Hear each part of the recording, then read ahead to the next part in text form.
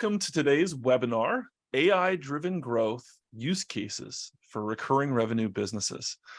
It's such a pleasure to have over 60 registered attendees joining us today from diverse sectors: pest control, telecom, energy, home security, insurance, and others. We know it's a sizzling summer day for many of you across the world, so we hope you've managed to find a cool spot to join us from. In the spirit of the season, I'm donning a Hawaiian shirt today, a little token from my vacation to Hawaii last month. We're going to start off today with introductions, and I'll introduce myself first. My name is Brandon Savage. I am the head of solution enablement here at Vosic AI. I have spent over 20 years in recurring revenue businesses as an operations executive, customer experience executive. Many times through my career, my teams were the ones who owned customer retention and attrition. And I understand firsthand how challenging that can sometimes be.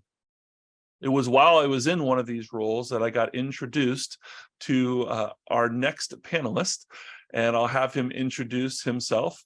Vasu Akula is our co-founder and chief data scientist, and I'll turn the time over to him for his introduction.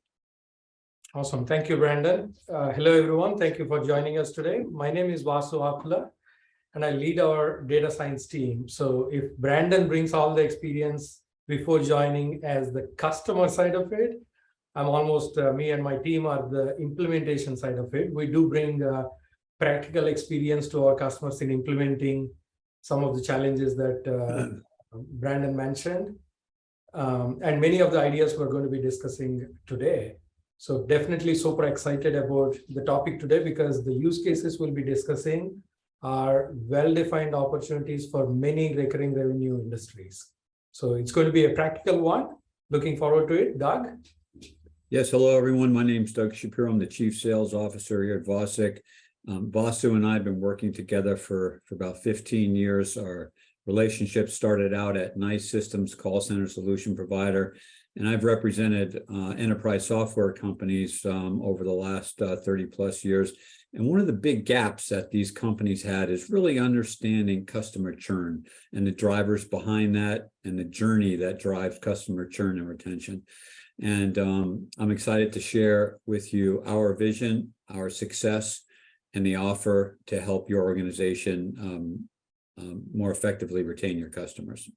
Well, fantastic. Before we dive into the heart of today's presentation, I'd like to encourage all of you to actively participate in the session, which means if you have any questions that arise throughout the course of this webinar, please don't hesitate to use the Q&A feature of Zoom to submit them. We've allocated some time at the end of our discussion to directly address any of your inquiries. Your questions help enrich our conversation, and your insights could prove invaluable to others in the session. So now, without further ado, let's begin our exploration into AI-driven growth use cases for recurring revenue businesses. So we're going to start off by addressing the elephant in the room, the current macroeconomic situation. Just last week, a Reuters article titled "U.S. Leading Indicators Point to a Recession Starting Soon." Now, the funny thing is literally this morning, as I'm browsing the web, I come across another article from Reuters. I'm going to just pull it down right here that says, U.S. economy defies recession fears with strong second quarter performance. The underlying feeling here is there's definitely a lot of uncertainty happening in today's world. And that certainly creates an undeniable pressure on margins due to these expectations from the business side, but not really knowing what's going to happen within your industry. Customer habits are evolving rapidly, and market disruptions are becoming commonplace due to lower barriers to entry. So in this type of situation, protecting your existing customer base and investing in long-term growth opportunities is not just an option, it's an absolute imperative. So at Vosic, we believe that this is an opportune time to invest in artificial intelligence and machine learning to secure your existing customer base. By analyzing past data, actions, comments, calls, and usage, our solution enables you to tailor your services to match your customers' needs, even before they think about canceling. It's a proactive, data-driven approach that can help ensure customer retention and to fuel growth during these uncertain times. So let's take a closer look at the landscape that many of you are dealing with right now. On one hand, you have challenges and obstacles like the rising cost of resources, fuel, labor, supplies, parts. We still have the after effects of an inflationary environment. We have pressures on the average revenue per user. We have the threat of recessionary pressures, though uncertain. And depending upon your industry, the looming possibility or reality of regulatory compliance costs. But it's not all doom and gloom. On the flip side, there are multiple opportunities that are ripe for the picking. If you continue to provide an exceptional product and service, you have the opportunities to increase sales by leveraging referrals, strategically increase your prices, gain value from repeat business, upsell services to existing customers to increase your wallet share and value, and invest in technology. Interestingly, by focusing on investing in technology, like the Vosic solution and our AI machine learning technology, you can directly target and enhance the first 4 items here listed as opportunities. The key here is to maximize customer revenue to overcome these growth obstacles on the left-hand side.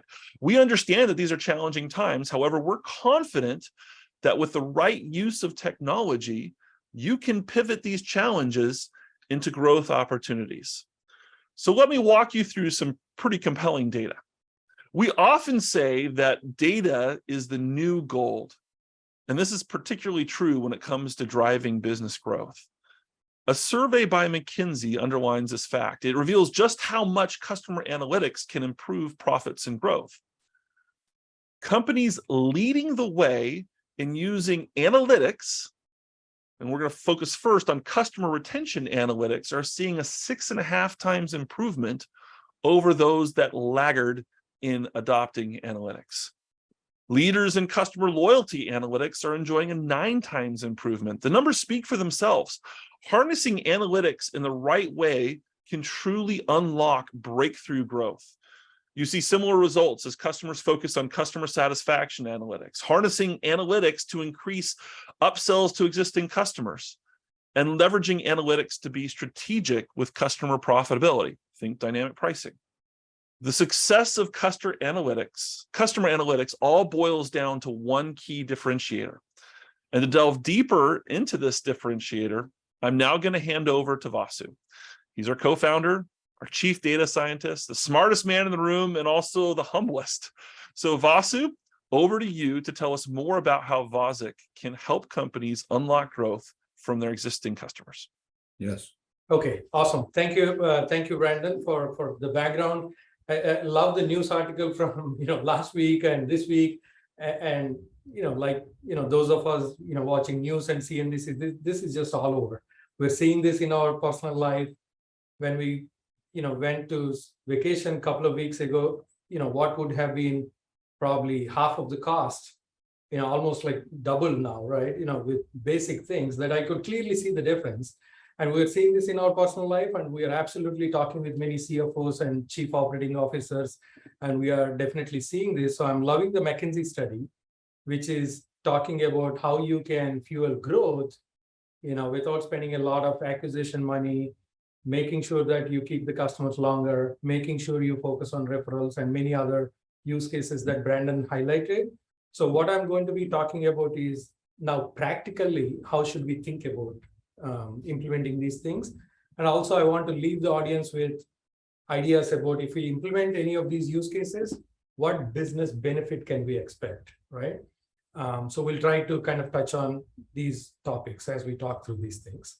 Now, before we go into the use cases, now think about this. It has a lot of, headshots. Think about this as your own customer base, right? So whether you have 50,000 customers or 100,000 customers or 1 million customers, think about this as your own customer base. Now, on the first glance, it's very difficult to identify who might be at risk to cancel, who might be happy, who might be ready to upgrade. where the system is, functioning, malfunctioning, all these types of things. So what businesses do when they don't have insight to really, really identify different needs of different customers, they might, broad brush, right? So, our CMO has email marketing tools, our leaders in contact centers and field services and websites, wherever these things are implemented, they will have various tools to target whatever might be the hot opportunity, right? And what happens when you do it that way is when this, renewal offer is not applicable to me as a customer, I'll just tune out. I'll probably unsubscribe, or I'll stop paying attention to these types of offers. And as a result, you won't see the effective outcomes that you're looking for.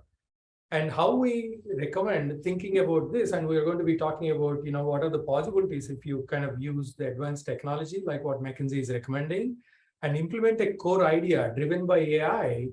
And we call this core idea supported by AI as customer microsegmentation. When you think about customer microsegmentation, if you have 100,000 customers, who are the 20,000 high propensity to cancel customers? Let's do retention marketing to them. Who are the 5,000 prime referral customers who are high value? Let's secure some referrals from them.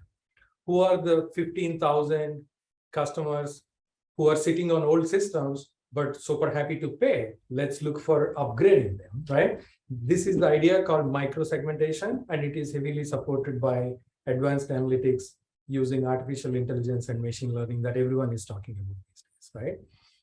So that's the core idea.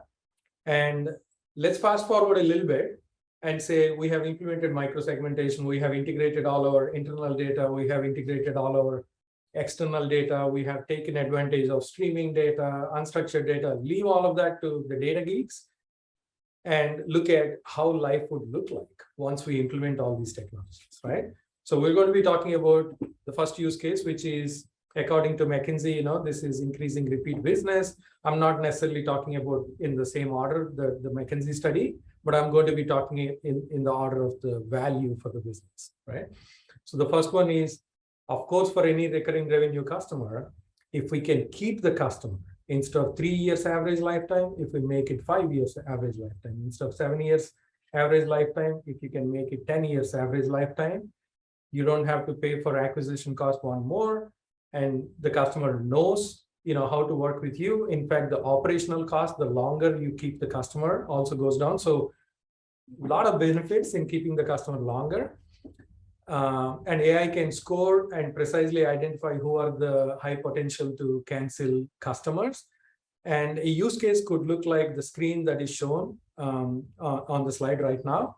And of course, it is going to identify exactly like what it is doing, the propensity to cancel, in this case, 71%.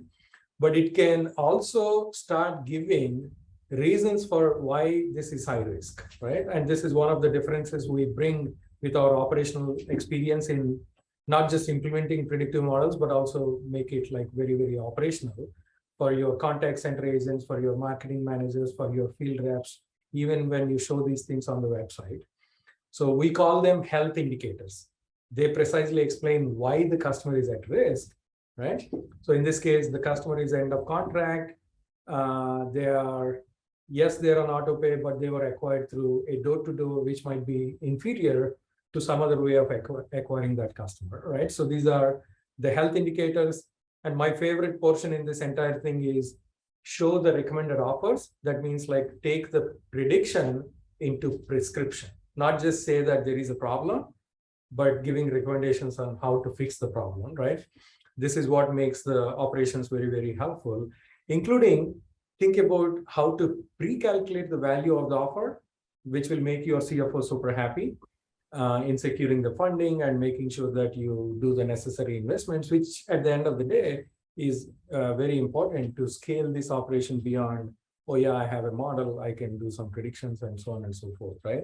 So when you combine all these technologies, the prediction, the reasons of the prediction, the details of the customer situation, the recommended offers, the value of these recommended offers, you are beginning to transform your company from reacting to what the customer is saying to being very, very proactive and having those X-ray lenses and seeing what will happen in future and taking advantage of that situation right now, right? So that's our use case number one.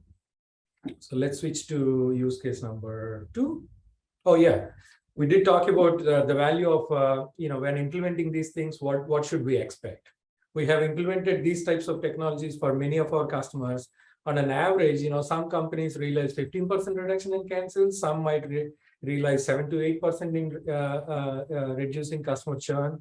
So if your churn is, let's say, 15% or 20%, think about that as, maybe 18% from 20%, or 13.5 or 13% down from 15%, right? So expect about 8 to 12% reduction in cancels as a result of implementing some of these ideas we just talked about, right? Okay, now the second one, again, given the inflationary environment, cost of goods increasing, many of our customers and the prospects that we are talking with, they are bringing up this one of the hot opportunities for them. How do we manage the price? And many of our customers, and prospects, they have done some pricing adjustments, but they also felt the side effect of the pain that happens with the price increase. You increase the price by 5%, 10%, 3 months later, you're starting to see a lot of increased attrition as a result of that. So the idea here is, as we are showing on the screen, how do we think about these microsegments with price sensitivity of the customer? Which customer, when we change the price, is going to react, and which customer, maybe the affordability is so high, they live in a pretty wealthy neighborhood, and maybe $5 increase, $3 increase, or $7 increase may not matter for them. What matters to them is extremely good service, right? How do we segment the customers into these segments, and also think about how do we maximize the price change potential, right? If we're targeting 5% increase, not necessarily all the customers should get a 5% change. Some might be okay with 7%, and some might react pretty heavily with even a 2% or a 3% change, right? So what these AI models can do when you integrate all the pricing history, last time when you change the price, which customers reacted to the point of canceling altogether, and how many other customers are there with similar attributes, so we can kind of pre-identify them and be very careful in where to secure the price increase revenue and where not to secure the price increase revenue, right? So it can organize into these categories, and now you can confidently increase the prices and make sure that you manage your cost versus revenue, and realize probably another 4 to 6% increase in price increase revenue on top of what you're already doing, this time without triggering a lot of attrition. So some idea for you to think about how to manage the prices without triggering attrition, right? All right, this is a really good one, especially a useful one in this environment because of a lot of benefits that we can think of from referral customers. My favorite way of thinking about referral customers is, sometimes we tend to think about referral customer as yet another customer. But if we think of a referral customer, of course, this customer is coming with no cost to acquisition, or if we are giving a referral benefit of a $50 Amazon gift card or a $100 Amazon gift card or a small product or something like that to your own customer, by the way, that customer who's referring is going to stay longer with you after a reference. That's a very interesting point. And the customer who's coming to you as a result of a reference is coming with low cost. And generally, you're going to acquire referral customers through your high-value customers. So the acquired customer, to begin with, is a high-value customer on top of low cost to acquire, right? Because you have the choice to choose which customers you're going to acquire through referrals and things like that. And the new acquired customer, they're not only high value, they're also lower cost in operations because of some other prior knowledge about the business, about onboarding, how to use this, how good this is. All of that sales pitch is happening through someone who actually referred, right? So these customers tend to be high value. These customers tend to be low cost to service. Your business dynamics are going to change And even more interesting things, the customers who are acquired through a reference tend to actually refer more customers in future. If you do this over a 3-year, 4-year window, your business dynamics will change pretty interestingly, right? So that's the business case for why referrals matter and how the economics look like when you acquire customers through references. Now, how can AI help? Of course, AI can integrate. If you have been doing this over a period of time, let's say you're acquiring 3%, 2%, 5%, whatever small number of customers, AI can use the attributes of those customers who are acquired through referrals and the referring customers and look for, who are the other customers that we can approach, with a referral request or a referral offer. Not when the customer is at high risk to cancel, not when we just literally change the price of the customer. Those are not the right times to approach the customer with a referral offer. Let the price increase happen, let the retention offer happen, let another 6 months happen, and the machine will automatically remember when the last event happened and when it is right time to approach this particular customer with a referral offer, right? So in a realistic scenario, now you can start seeing the picture, right?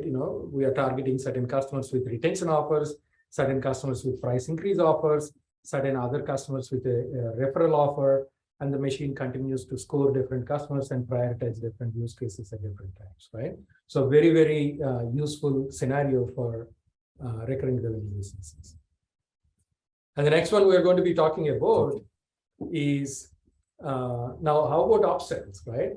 If you have 4 or 5 different products, the customers who are acquired 4 or 5 years ago might be sitting on your older product. Some might be precisely happy with that particular product, but some might be ready to pay more, right? And then, upgrade and pay more, right? So the chart that we are seeing on the screen is from a HubSpot study. And it says, some businesses are generating, these are recurring revenue businesses like your business. Some might be generating 5% revenue through this idea of upsells and upgrades and things like that. And some might be generating 30%, 40% additional revenue. So regardless of where you are, the idea is how do you move to the bar on the right side with an additional 5% or additional 10% target using some of these AI technologies, right? That's entirely possible if you use some of these things as baselines. And again, machine learning can score your customers, not the ones at high risk, not the ones that are being targeted for, price increase or something, but the rest of the customers who are the happy customers, who are the similar customers who upgraded in the past, and who are the customers who are actually happy to pay more and get the latest and greatest value, right? So these are great for introducing new products, great for launching new price plan experiments and things like that, but you're also going to put them on a different upgrade plan or a upsell plan and things like that, and then run your experiments, right? So over a period of time, this upgrade can also be a very, very useful use case for recurring revenue businesses that we're talking from home security, retail energy, telecom, home services, so on and so forth, right? Now, what can we expect? Think about this as if you're already doing some small scale upgrades and upsells, think about additional, 4 to 6% through this particular idea, right? So we talked about retention, we talked about referrals, we talked about price management, we talked about upsells, and I'm going to leave you with a bonus idea, which is, this is on the borderline. Is this using existing customers or using new customers to support growth? But the idea is very, very close to, existing customers. Because we went to our existing customers and we asked them, how much of your leads you're converting? And the answer generally looks like, oh, we are converting 20% of the leads, 25% of the leads, 30% of the leads. What is interesting is that means we pay Facebook and Google whatever is the lead generation cost. And 70 to 80% of the time, we don't convert those leads, right? We already expensed, but we are sitting on some what we call unconverted leads. And with all the AI technology, of course, you now know who's the high value customer. Of course, you now know what is the right offer. Of course, you now know how to operationalize these things. Then why wouldn't we want to go back and take a second chance in some of these leads that we paid for, we acquired these leads, they're sitting in our databases. Go to your own CMO and ask them how many unconverted leads are there from last year, and 2x it or 3x it, because you are sitting on similar leads from the last 3 to 4 years, right? And you're quickly going to see, oh my God, this is probably 2x or 3x the size of the customer base that we have. And imagine acquiring another 5% or so additional customers. So if you are sitting on 100,000 customers, how about additional 5,000 customers every year? If you're sitting on 1 million customers, how about an additional 50,000 additional customers every year using the same technology and the same platform? We call this retargeting existing unconverted leads, which will change the dynamics of your cost to acquisition. So now when you combine all these things, your unit economics absolutely change. Your cost to acquire changes because of referrals and unconverted leads that you're converting. Your cost to service is decreasing because of referrals and how you're doing price management and things like that. Even your proactive retention reduces the cost to service over a period of time. So that changes the dynamics of your unit economics, which is all about, the one that influences your valuation when you go back to the lenders and bankers when you try to refinance next time, right? So hopefully, we are giving good ideas for you to consider about 4 or 5 well-defined use cases that you could think about for your own business. I want to leave you with one idea about when we implement all these things, how would the future state look like? This is how the future state would look like. And this is when you implemented all the data integrations. Some of the data is internal data. Some of this data, we work with our partners and brings a lot of third-party data that will enrich these predictions. We put customers into what I mentioned as the micro segments earlier, and then we empower your field operations, your website operations, your marketing operations, your call center operations with targeted offers, but not broad brush, right? Everyone is getting the same offer. No, different customers are getting different offers. So hopefully this one slide is a super simple slide for you to think about your own business and how you could take advantage of AI to systematically grow revenue from existing customers as opposed to new customers. With that, I'll pass it to Doug. Thank you, Vasu. All right, these are a few of our customers and the value we drive in their organization. We accomplish this success by combining a robust platform, like Brandon and Vasu discussed with you, a growing list of business applications. Our team continues to develop a high-value business applications that sit on top of our robust platform, and a proven portfolio of machine learning models and business consulting services led by Vasu and his team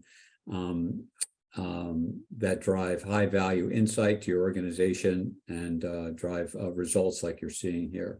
Our customers tell us we've created a unique end-to-end solution that has helped them realize significant business impact. We have access to a lot of the executives listed here. We're happy to do referrals in our sales engagement process.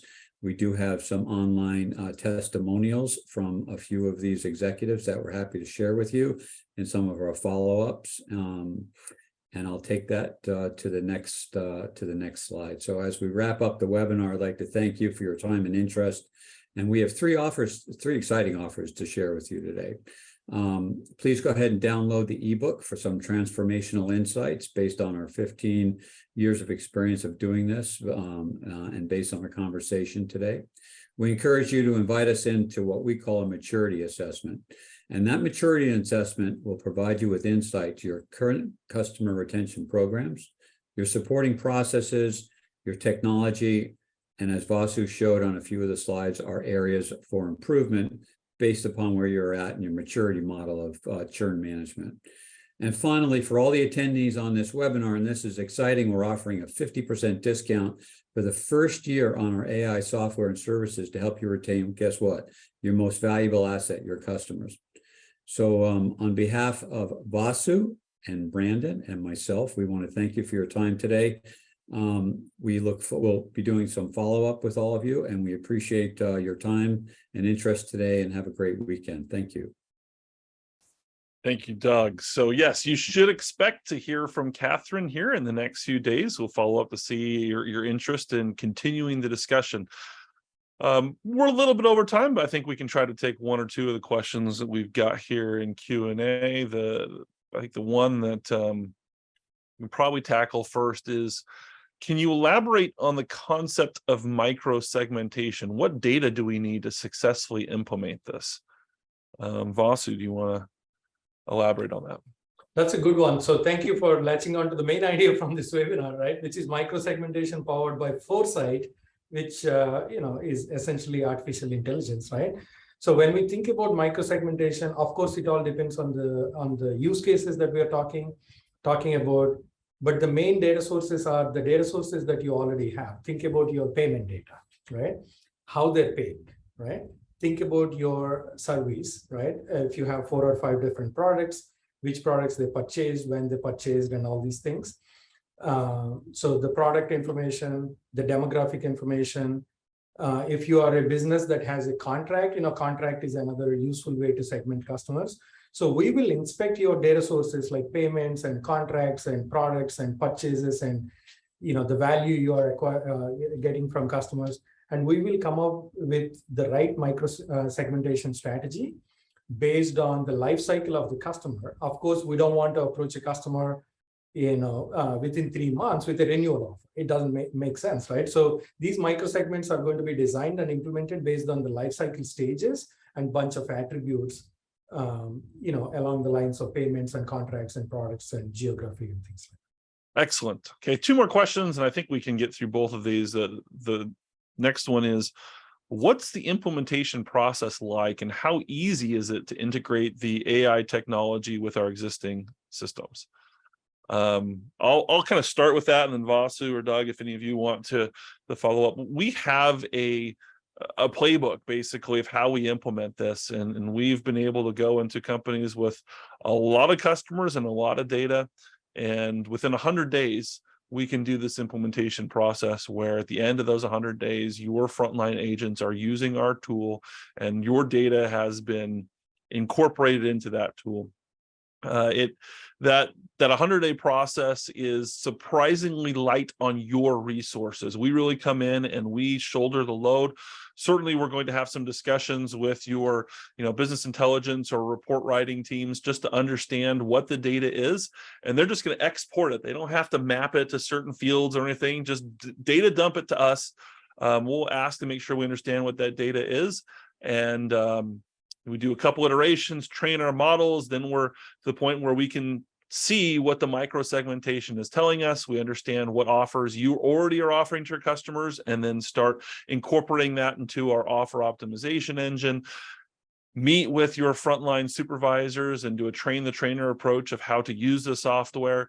And the software is on day 1 is standalone. You can have your own CRM, and then we just have a web window that's open right next to it that allows you to be able to have quick speed to value. At a later time, when you feel like it's worth the investment and time of your own software teams, you can take whatever data is on our web window and you can incorporate that into your own systems, but you don't have to do that on day 1. So all of our clients have been give very positive feedback on how quickly that implementation process is and how little they had to shoulder that burden, because everyone's got a huge pipeline of software development, IT resources, your business intelligence team, and we do our best to let those teams continue to do what they're doing and to roll this out fairly quickly. So our last question is, can you provide some case studies or examples of businesses that have benefited? And Doug obviously showed some examples of those. I would just add to that, if you want to be introduced to be able to have kind of a chat with any of our past customers, reach out. We're happy to do that, and we'd love to make those introductions. They're our greatest fans, and we probably should give them roles as salesmen on our organization, because they sell it better than we do. Anything that either of you want to add to either of those 2 questions? I didn't give you a chance to respond. No, it's perfect. And that's how we are also different. Since we are over time, I propose if anyone wants to follow up on these calls, let's have a one-on-one call. we'll be happy to talk about how we are beyond software in making sure that we become true partners with you and make sure that the software delivers, above and beyond what you expect from it. All right. I just want to take a moment to thank each and every one of you for taking time out of your busy schedules to join us today. We hope that you found the insights we've shared valuable and that they've sparked ideas about how you can use artificial intelligence to unlock growth in your business. We hope to see you again at our future events. Please don't hesitate to reach out if you have any further questions or you'd like to explore how Vosik can help you drive growth in your business. And again, expect to hear from Catherine. We'd love to chat with you. Stay safe. Have a wonderful day. Thanks, everyone. Bye, everyone. Bye now.